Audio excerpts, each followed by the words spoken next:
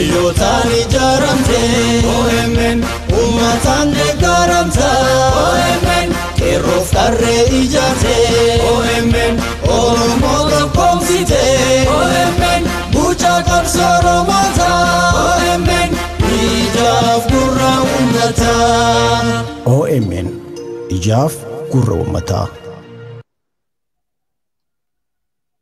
Kutaalee addunyaa tamsaasa keenya dhaqqabu marattuu ashama akkam jirtu daawwattoota Oromiyaa Miidiyaa Neetworkii fi maatii OMN maraan nagaa isiniin jennee jirra. Waggaa 9ffaa hundeeffama Oromiyaa Miidiyaa Neetwork sababeeffachuudhaan tamsaasa kallattii qopheessinee jirrudha. Bara nagaa dhuftan jennayyuun jalqabarratti. Ayee Abrahaam guddaa galatoomii daawwattoonni keenya bagaa guyyaa seena qabeessa maarchii 1 yookaan hundeeffama OMN bitootessa tokko nagaadhaan geessanii jenna.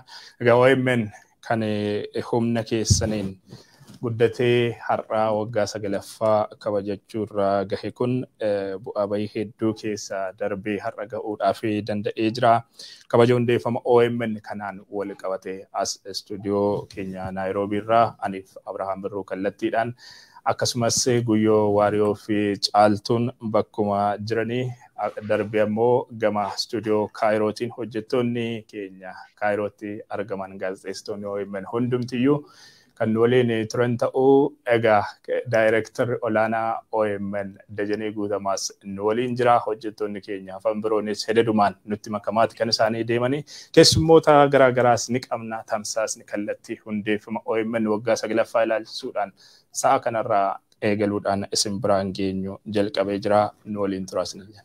Waayilaan keenya kutaalee addunyaa garaagaraa jirtan baga nagaan dhuftan jenna jalqaba irratti achi daawwattoota keenya ajandaa har'aa irratti yaada qooduu fi barbaanna. Sagantaa kanaan imala waggoota 9 darbanii ka Oromiyaa Miidiyaa Neetwork irratti bal'inaan kan haasofnu ta'a. Keessummoota ammatti istuudiyoo waliin argamin ka bakkeewwan garaagaraa irraan wajjin hirmaatan dabalatee jechuudha. Imala waggoota 9 keessatti cimina akkasumas hanqinoota Oromiyaa Miidiyaa Neetwork ilaalchisuudhaan marii bal'aa kan goonu ta'a. Egeree OMN irrattis kan waliin mari'annu ta'a. Sagantaa kanaan ka galii walitti qabuudhaafis pilaatfoormiin yookiin immoo tooftaan galii walitti qabuu qophaa'ee jira. Sanarrattis kan hirmaattan ta'u. Sagantaa kana wal cina immoo hawaasi keenya Oromiyaadhaa ka horsiisee bulaadhaa. Balaa hongee isa mudateen akkasumas beela isa itti jiruun maal keessa jira ka jedhu irrattis marii hingoona. Dhimma kanarratti hojjettooti OMN akkasumas immoo keessummooti hirmaatanis yaadota kan gumaachan ta'u. Yaadota qabdan karaa WhatsApp karaa Telegiraamii Oromiyaa Miidiyaa Neetwork nu gumaachuu dandeessu. Yaadota qabdan immoo karaa iskiriinii keenyaa ka deebifnee isin biraan geenyu ta'a. Haga xumuraatti nu wajjin turaadha. Tooftaa ittiin galii Oromiyaa Miidiyaa Neetworkiif gumaachuu danda'an beeksisiitii gara marii keenyaatti. Egaa kaayyoon sagantaa kanaa inni tokko humna OMN tufiinsan uummanni keenya akka jabeessu gochuudha. Kanaafis immoo OMN tooftaalee ittiin uummanni keenya nu tumsu garaagaraa bocee qopheesseeti kan jiru.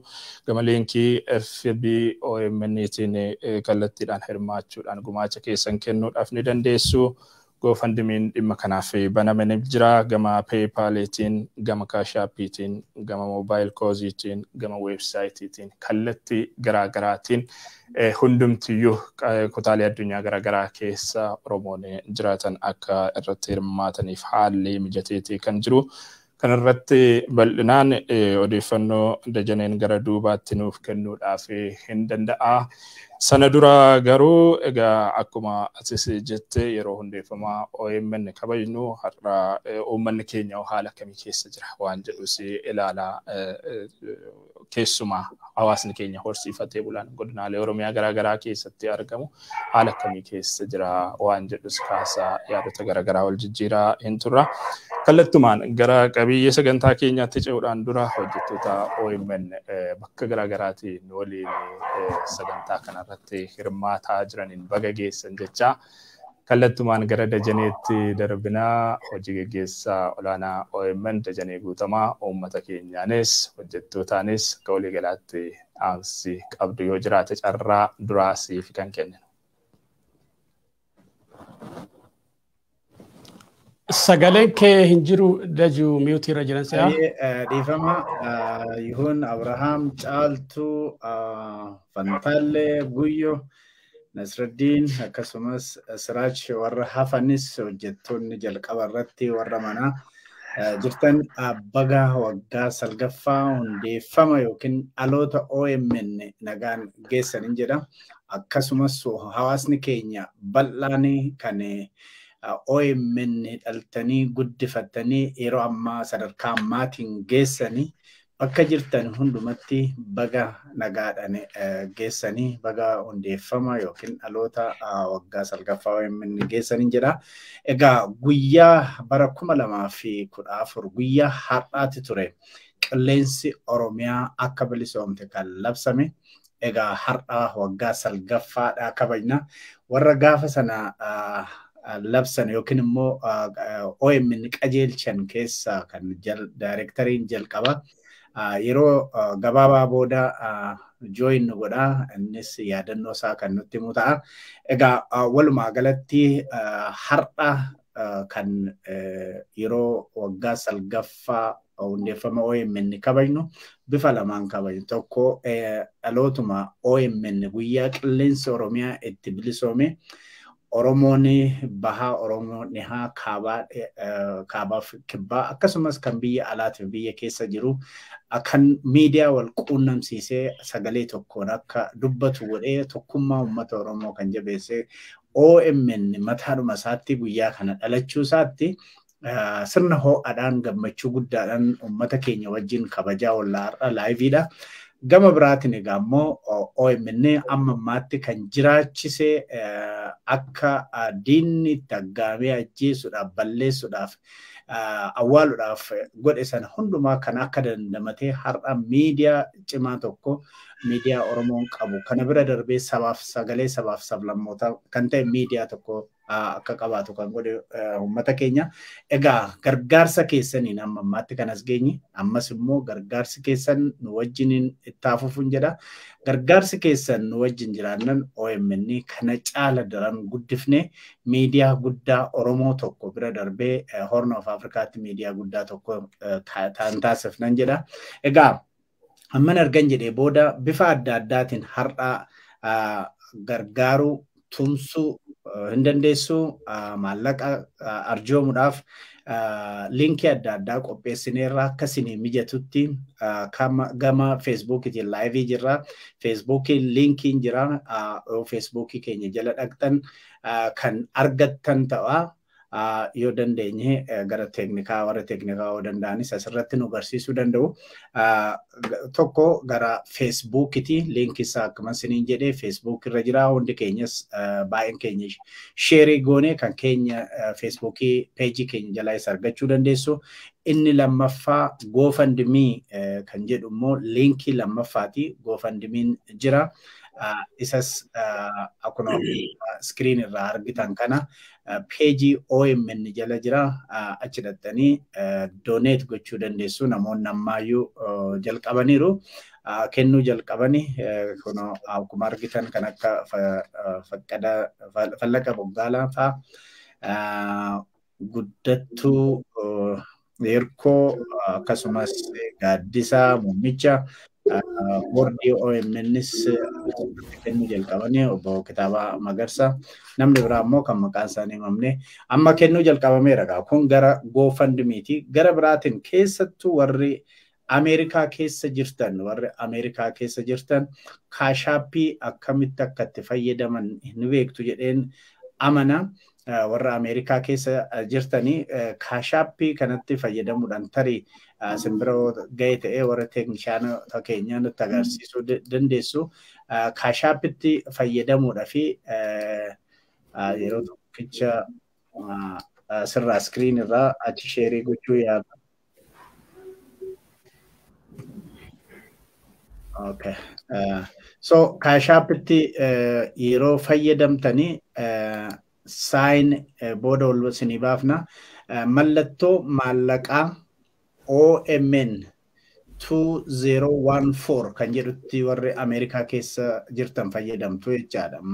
Mallattoo doolaaraa OMN kaapitaalidha sadanu 2014 kanatti kan fayyadamtan ta'a. Warri teeknishaanota keenya gara boodaa irratti ammoo farkaa qabatan kan hulluu baasan ta'a. Gama biraatiin immoo mobile calls kan jedhan jira.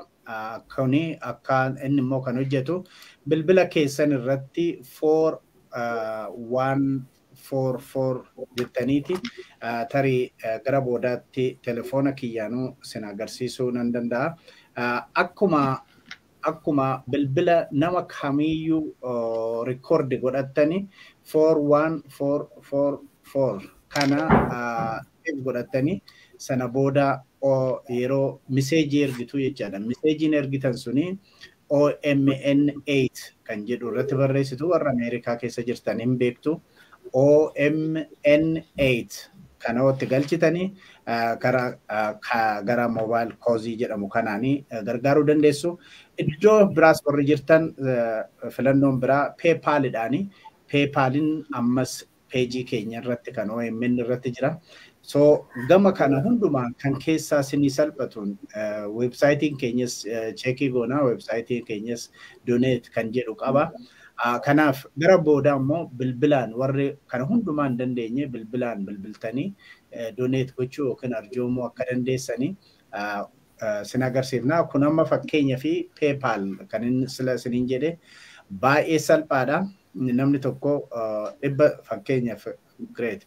200 yoo kenne namni tokko kana booda asitti waan warri PayPal charge godhanii ofiidhum keessanitti maxxansitanii gochuu dandeessu yookaan immoo akka mul'atu kanatti Oromiyaa Media Networkidhaan bifa kanaan keessu galatoomii teeknishaanni keenya sana booda gara peejii ittaanutti kan sin fudhatee deemu ta'a jechaadha.